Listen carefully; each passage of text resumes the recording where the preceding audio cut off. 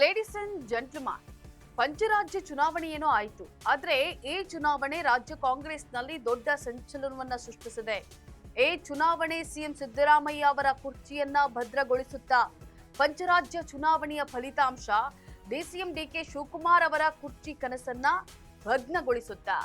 ಈ ಬಗ್ಗೆ complete details ಅನ್ನ ನೀಡ್ತೀನಿ. ಎಸ್ ವೀಕ್ಷಕರೇ, ನೆಲ ಜಲ ಭಾಷೆಗಾಗಿ ಪ್ರಾಮಾಣಿಕ ಪತ್ರಿಕೋದ್ಯಮ. ನೀವು ನೋಡ್ತಾ ಇದ್ದೀರಾ ಫೋಕಸ್ ಟಿವಿ. ನಾನು ಪವಿತ್ರ.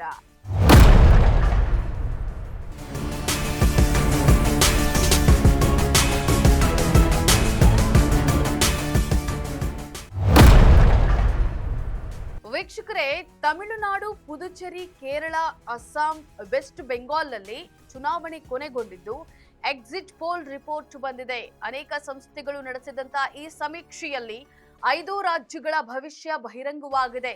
ಈ ಸಮೀಕ್ಷೆಗಳ ಪ್ರಕಾರ ಅಸ್ಸಾಂನಲ್ಲಿ ಬಿಜೆಪಿ ಗೆದ್ದು ಬೀಗುವಂತ ಸಾಧ್ಯತೆ ಇದೆ. ಕೇರಳದಲ್ಲಿ ಕಾಂಗ್ರೆಸ್ ನೇತೃತ್ವದ ಯುಡಿಎಫ್ ಅಧಿಕಾರದ ಚುಕ್ಕಾಣಿ ಹಿಡಿಯುತ್ತೆ ಎನ್ನಲಾಗಿದೆ.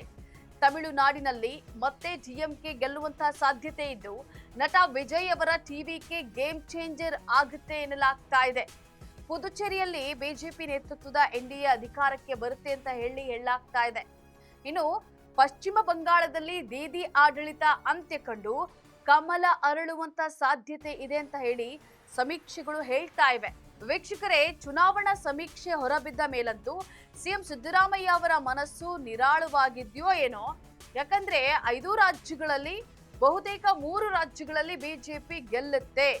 ಕೇವಲ 2 ರಾಜ್ಯಗಳಲ್ಲಿ ಮಾತ್ರ ಕಾಂಗ್ರೆಸ್ ಅಧಿಕಾರದ ಚುಕ್ಕಾಣಿ ಹಿಡಿಯುತ್ತೆ ಅಂತ ಹೇಳಲಾಗ್ತಾ ಇದೆ. ಇಲ್ಲಿ ಕಾಂಗ್ರೆಸ್ ಸೋತಷ್ಟು ಸಿಎಂ ಸಿದ್ದರಾಮಯ್ಯನವರ ಕುರ್ಚಿ ಭದ್ರವಾಗೋದು ಪಕ್ಕ. ಯಾಕಂದ್ರೆ ಚುನಾವಣೆಯಲ್ಲಿ ಗೆದ್ರೆ ಕಾಂಗ್ರೆಸ್ ಬಲಶಾಲಿ ಆಗುತ್ತೆ. ಯಾರ ಮೇಲೂ ಡಿಪೆಂಡ್ ಆಗುವಂತ ಅವಶ್ಯಕತೆ ಇರೋದಿಲ್ಲ. ಒಂದ್ ವೇಳೆ ಸೋಲೆ ಹೆಚ್ಚಾದ್ರೆ ಡಿಪೆಂಡೆನ್ಸಿ ಹೆಚ್ಚಾಗುತ್ತೆ. ಕಾಂಗ್ರೆಸ್ನಲ್ಲಿ ದೆಹಲಿ ನಾಯಕರು ಕೂಡ ಸಿಎಂ ಸಿದ್ದರಾಮಯ್ಯ ಅವರನ್ನ ಅವಲಂಬಿಸಬೇಕಾಗುತ್ತೆ.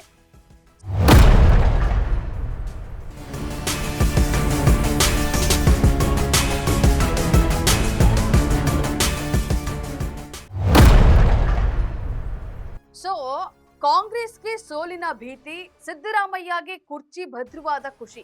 ಇತ್ತ ಡಿಕೆ ಶಿವಕುಮಾರ್ಗೆ ಇನ್ನೂ ಕಾಯ್ಬೇಕಲ್ವಾ ಅನ್ನುವಂತ ಹತಾಶೆ. ಒಟ್ಟಿನಲ್ಲಿ ಪಂಚರಾಜ್ಯ ಚುನಾವಣೆಯಲ್ಲಿ ಕೈಗೆ ಹಿನ್ನಡೆಯಾದ್ರೆ ಸಿದ್ದರಾಮಯ್ಯ ಸೇಫ್.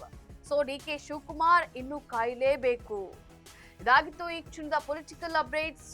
ನೆಲ ಜಲ ಭಾಷೆಗಾಗಿ ನೋಡ್ತಾ ಇರಿ ಫೋಕಸ್ ಟಿವಿ.